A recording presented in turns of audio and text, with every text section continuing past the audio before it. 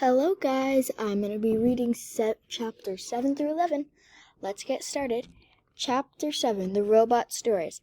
None of the cows could believe that this monster, this robot, this machine had just spoken to them in the animal language. They stared at her, nervously shifting in their stalls, wondering what would she do next? What Roz did next was simple. She told the truth. She stood in the middle of the barn and shared her stories with the herd.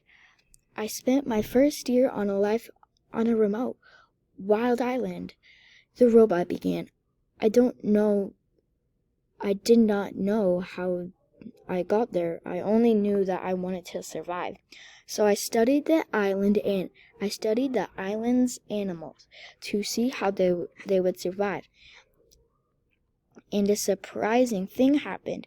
Their sounds and their movements started making sense to me. I was learning the language of the animals. Even when I could speak to them, the animals wanted nothing to do with me. But that changed when I discovered an orphan gosling. The poor little thing would have died on its own. So I cared for him, and I adopted him as my son. His name is Brightbill. A murmur spread through the herd. When the animals saw me caring for Brightbill, they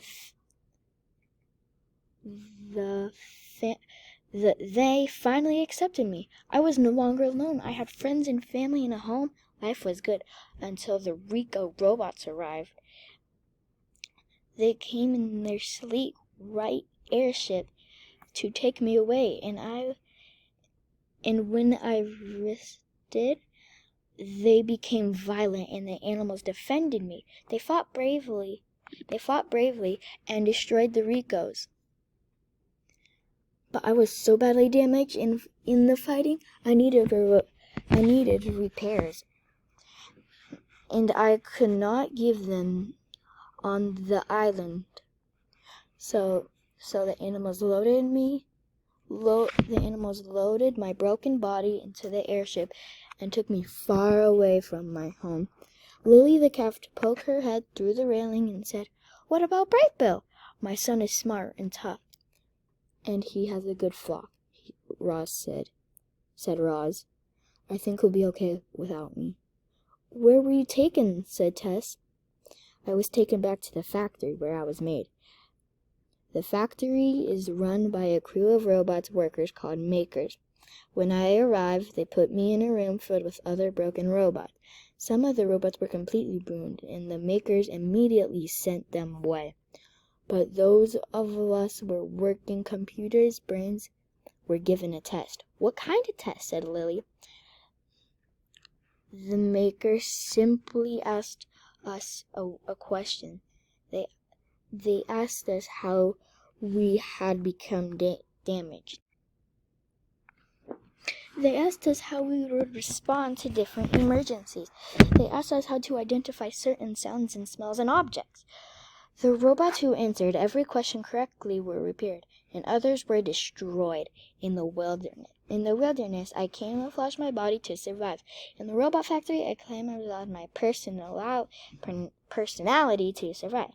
I pretended to be a perfectly normal robot. I didn't say anything that I had adopted a goose, or that I could speak with the animals, or that I had resetted the Ricos. I said what I had to say to pass the test, and it worked.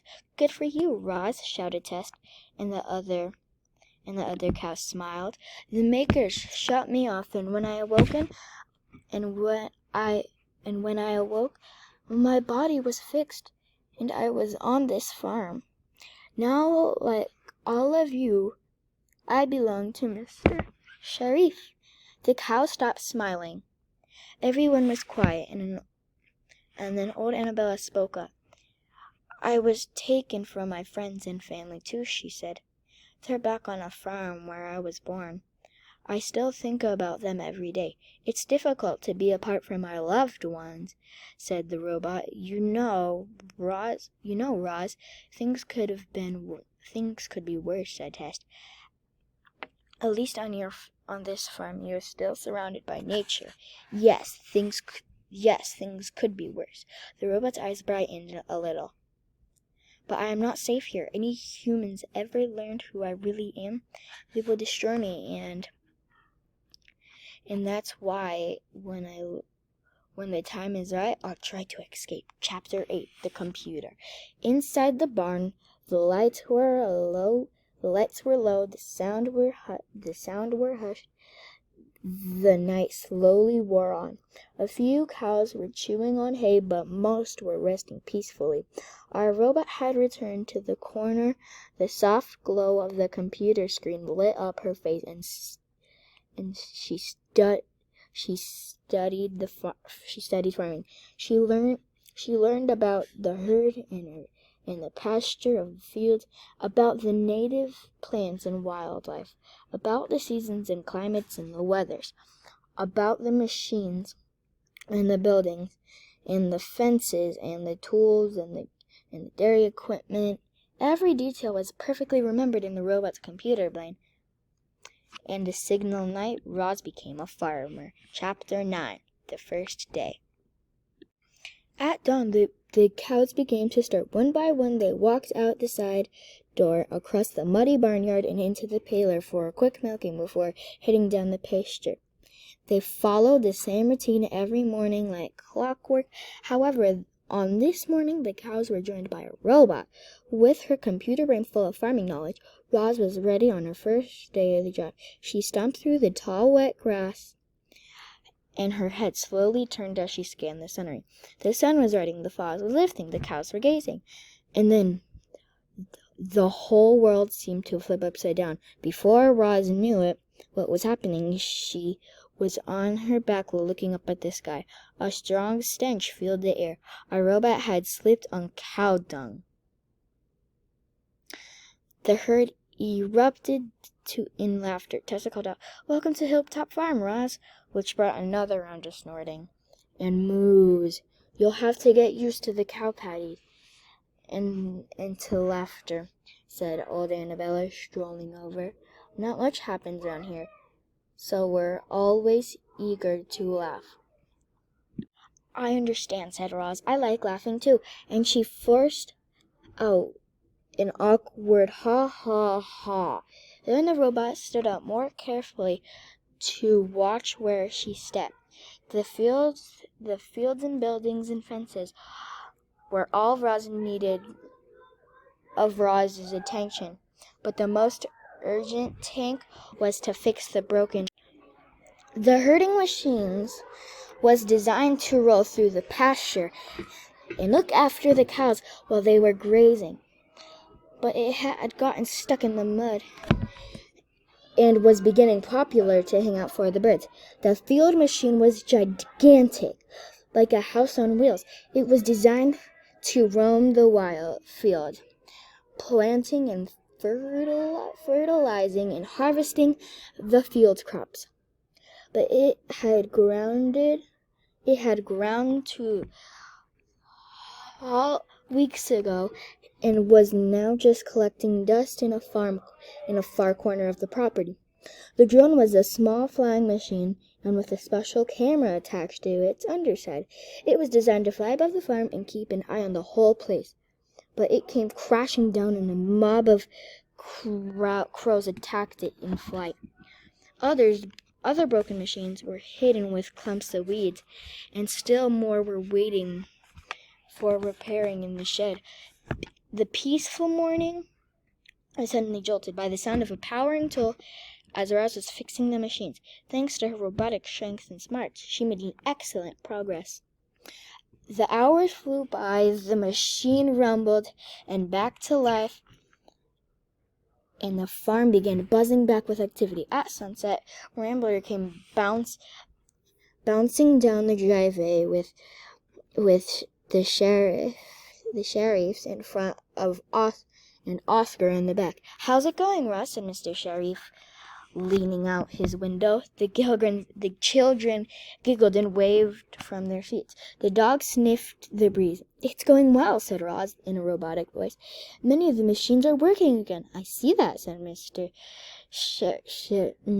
Sheriff gazed up at the drone circling high overhead. "We thought we'd come out and check on you, but it looks like you're doing fine, so we'll stay out of your way. Keep up the good work, Roz." As the truck started rolling up the driveway, Oscar looked back at Roz, barking, "You smell like cow patties." He was right. The robot was filthy, and she finished her first day at the farmer scrubbing her off with soap and water. Chapter 10. The Routine. Reader, I don't want you to bore with every details of the robot's farm routine. Many of her tasks were incredibly dull. Others were quite unpleasant. I'll just say that on any given day, Roz might have to become a mechanical or a veterinarian or a gardener or a plumber or a cleaner or a landscaper or a carpenter or an electronic or all of the above. Farmer life kept Roz very busy indeed. Of course, she did have help. You already know about some of the machines, but the entire farm was equipped with technology that was made life easier for everyone. Doors and gates opened automatically. The cows were electronic collars that kept track of their health automatically. The cows' udders were full. They kept a simple stroll into the parlor, where she milked by gentle machines automatically, and all that milk was piped into a storage tank and cooled and bottled automatically. Once the milk truck was loaded up, it drove away and made its deliveries automatically. Mr. Sheriff managed the business's side of the farm. He dealt with customers and handled money and order supplies, and he did it all from the comfort of his home office.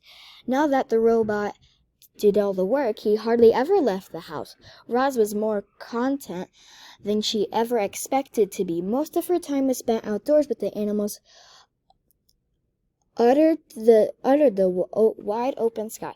Even laboring in the fields, she could always stop to smell the flowers, look up at the clouds, and feel the cool air drifting from the trees.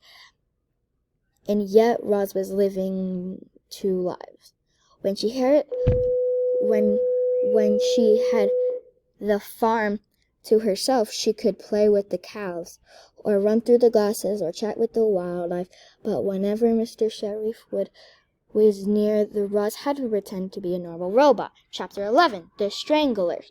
Wild geese are known for migrating in the autumn and the spring, but exactly when a flock migrates, it is up to its members. Some flocks chose to fly early in the season.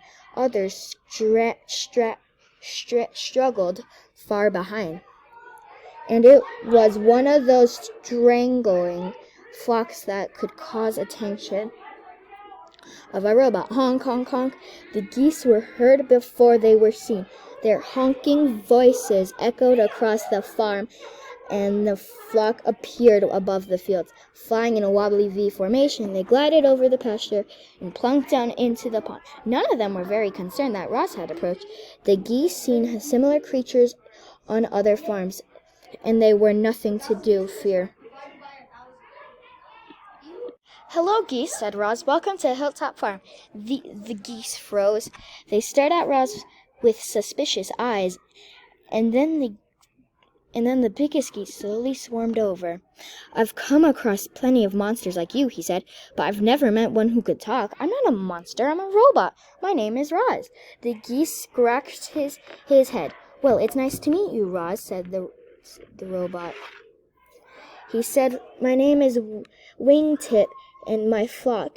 Roz gave a friendly wave, and soon the flock was gathering around, curious to meet the old character. As you imagine, the geese were shocked to learn about Roz. for a son. They asked all types of questions about Bright Bill and her old life on the island and about her new life on the farm. Then Roz asked them a question of her own. Do you think Bright Bill's fox will ever... Okay, bye guys. Sorry.